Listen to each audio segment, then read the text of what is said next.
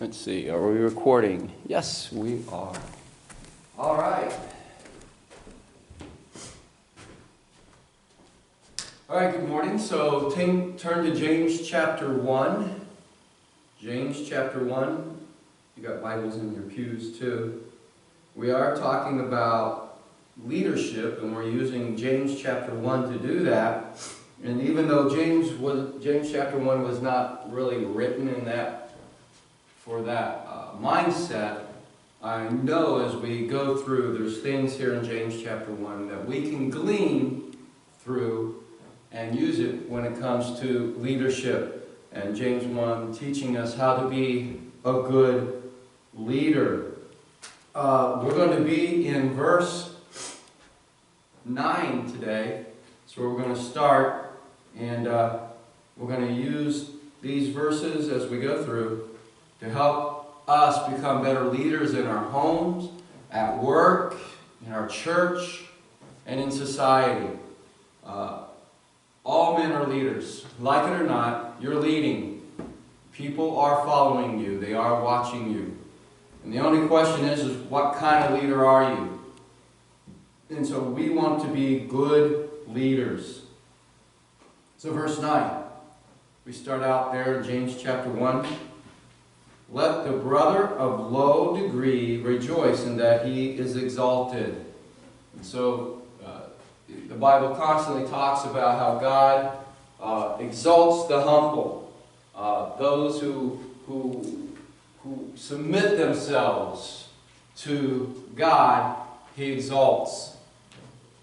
So a good leader realizes that where they got in position was given to them by God.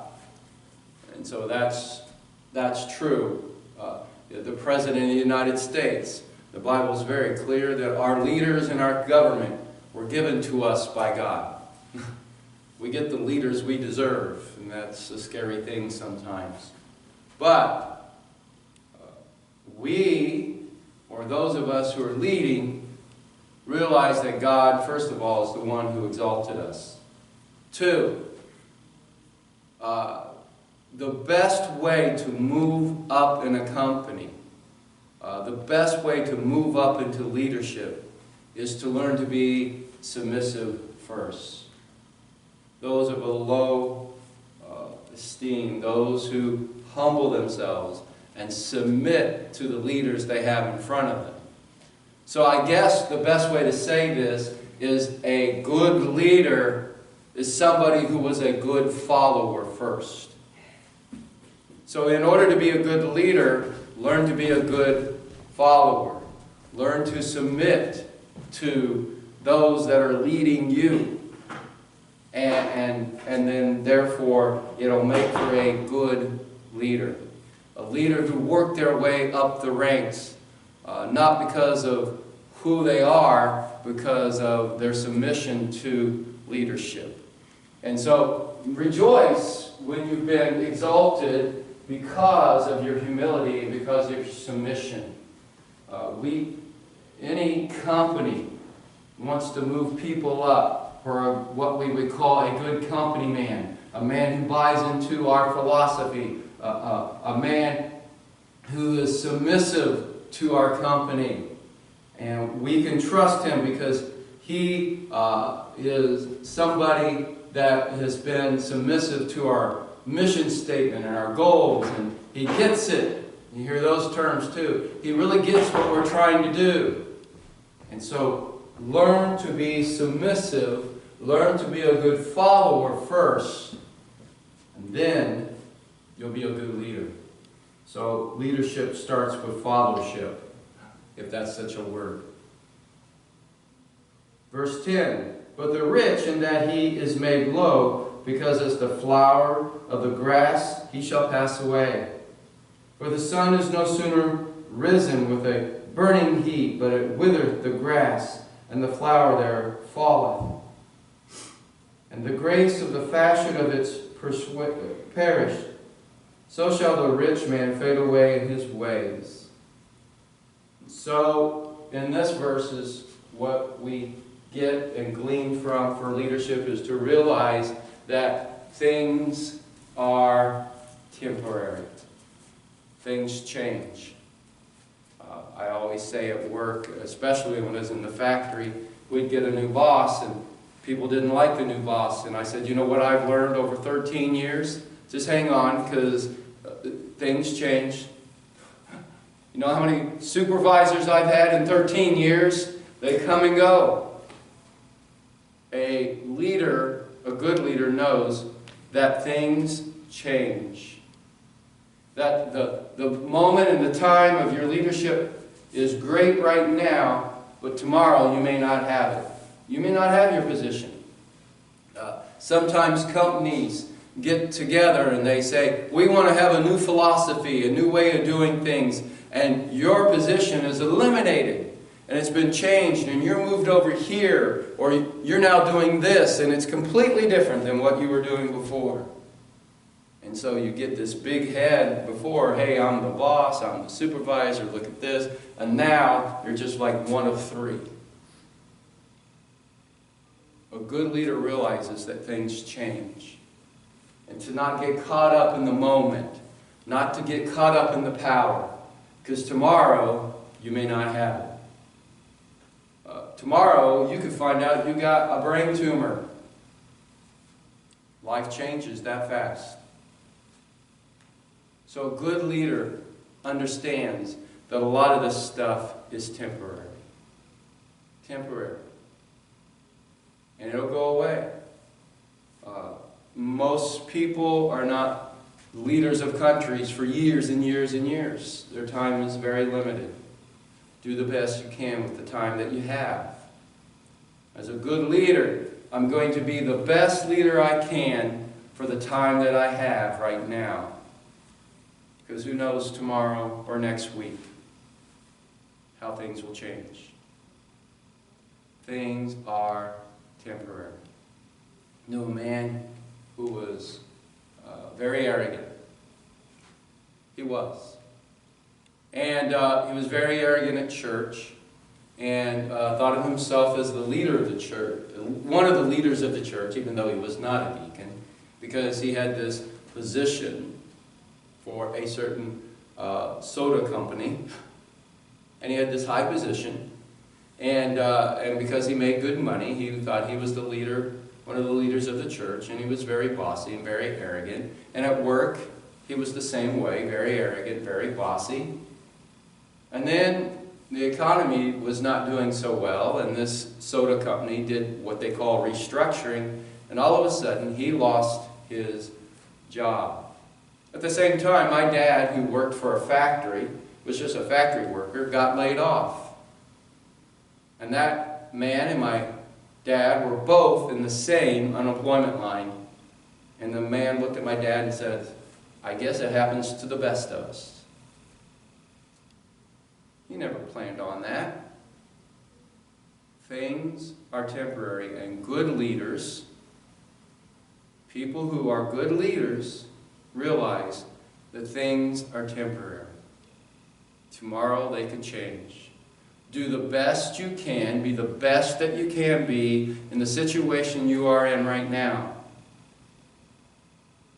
If you're a supervisor at work, be the best supervisor you can, realizing and knowing that tomorrow you may not be.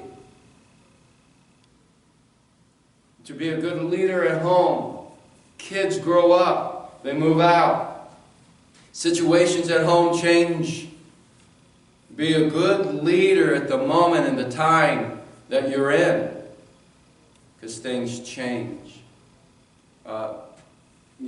It's easy to be a leader in your home as a husband when the money's coming in and you've got a good paying job, and some of them become arrogant and bossy and mean.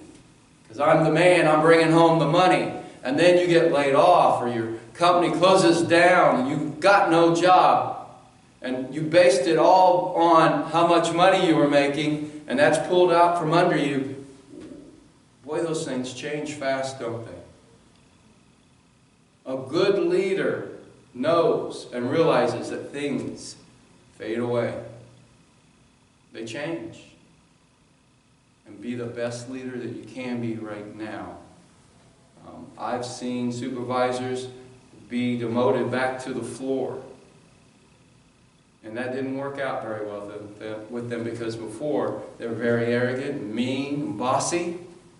Nobody liked them, and now they were level with everyone else, and it didn't work out very well for them. This person never thought that this was temporary. Nothing on this world lasts forever. Even your leadership, even your moment of leadership, even your time of leadership can fade away. So be a leader who realizes that this is temporary. Verse 12. Blessed, whenever you see that, that usually means happy, joyful. Blessed is the man that endureth temptation. For when he is tried, he shall receive the crown of life, which the Lord hath promised to them that love him. Let no man say, when he is tempted, I am tempted of God. For God cannot be tempted with evil, neither tempteth he any man. But every man is tempted when he is drawn away of his own lust and enticed. Then when lust hath conceived, it bringeth forth sin. And sin, when it is finished, bringeth forth death. Do not err, my beloved brother. Say, Michael, how do you get leadership out of that? What are you gleaning from leadership with that? All right, very easy. Don't blame others for your mistakes. See, what happens is, and this verse is talking about Christians, Christians will sometimes mess up and they want to blame God. Or they'll mess up and they want to blame the church. And they mess up and they want to blame other Christians. Leaders who blame their followers for their mistakes is not a good leader. That's another mistake. When you make a decision and you stick to it and it doesn't turn out right, own it. Admit it. This was mine. Don't blame them. Too many leaders, too many companies will blame the employees for their bad decisions. Too many leaders will blame their employees or their followers for bad decisions. You want to earn respect as a leader? Own up to your own mistakes. Hey, I messed up. I told you wrong. Or I thought this would work and it didn't. Hey, that's my bad. Well, how do we fix this? Maybe come up with a plan or ask them. But don't blame those that are following you for your mistake. No more than you would blame God for your sin. And that's what those verses are saying. People blaming God for their sin. Well, you can't blame God for your sin. You should not blame those who are following you for your bad decisions. Don't blame your children. Don't blame your wife when you make a wrong decision or you mess up. How many men who are supposed to be leaders in their home cheat on their wives and get caught and immediately want to blame his wife? Well, if she had been, or if she said this, or she's been doing that. That's a poor leader. Or blame the children. They were driving me nuts. They were driving me crazy, this and that. That's not a good leader. Leaders own up to their mistakes. Hey, I messed up. I made a mistake. Now how are we going to fix this? And that's a mark of a good leader. So, you realize that your leadership is temporary, doesn't last forever, or situations are temporary, things fade away, they go away. 2, when you make a mistake, and you will as a leader, not every decision works out right. Not everything you try to do works out right. It just does not. Say, I made a mistake, or we're not going to do that anymore, it's not working, do not blame others. Nobody will follow you if you blame them for your mistakes. They won't follow you. It's going to be difficult to get them to listen to you if you blame your children for your mistakes. You blame your wife for your mistakes. You blame your employees or your staff on your mistakes. Don't blame God for your sin, and don't blame others for your mistakes. Verse 17, every good gift and every perfect gift is from above, and cometh down with the Father of lights, with whom is no variables, neither shadow of turning. Of his will beget he us with the word of the truth, that we should be a kind of firstborn creature of his creatures. All right, we'll stop there, and next week we'll pick up in the next verse. But again, it repeats this. Everything that you have comes from God. Everything. Your position, your home, your possessions comes from God. Your wife, your children come from God. Everything that's good in your life is from God. Your good health. And a good leader knows that. A good leader knows that. And knowing that, they're going to make sure they're submissive to God. They're going to make sure they trust God. They make sure that they're going to glorify God in their leadership position. As a father, I want to make sure that my relationship with God is good. And that as a father, I glorify God as a father. As a husband, I want to make sure I glorify God as a husband. I want to make sure my relationship with God is right, even before my relationship with my children and my wife. As a good leader at work, I want to make sure I know that I have this job because God gave it to me.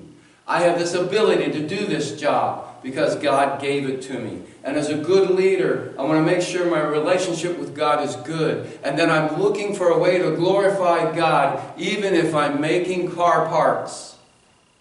Every day, the same car part, every day. I did that for 13 years. And you have to look for a way to glorify God, even when you make car parts. That's a good leader. To know and realize that everything I have, everything that I am, comes from God. Submission is the condition for power. Submission is the condition for success. And if I submit to my God first and glorify Him in all that I do, whether I eat or drink or whatsoever I do all to the glory of God. If I put that first, realizing that everything I have is given to me by Him, and then if I submit to my boss and submit to my company, if I submit to my wife, if I submit to my children, if I submit to others in my church, then and only then am I a good leader. Because whatever I have, I understand is given to me by God to glorify God. All my talents or my abilities are to glorify God. All of my work that I do is to glorify God. Everything I do in the church as a man is to glorify God. Everything I do in society is to glorify God. When you have that mindset, you will be a good leader, because it just comes natural, because God will exalt you to leadership. Good leaders realize they have nothing except it comes from God.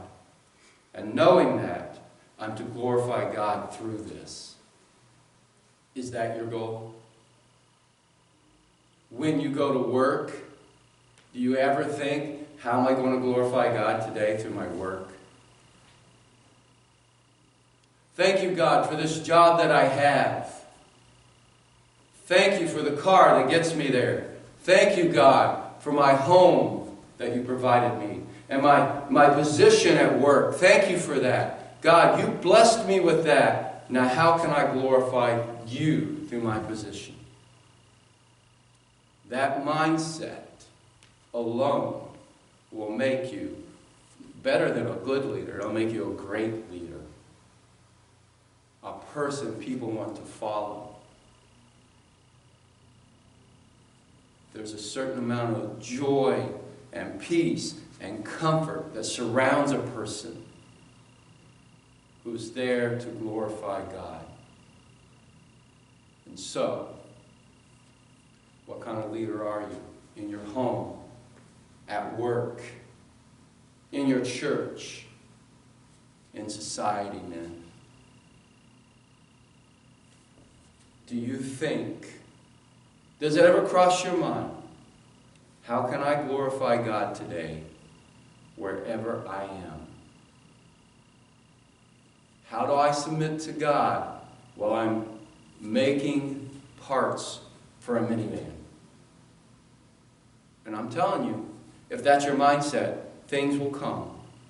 God, the Holy Spirit, will speak to you and show you how.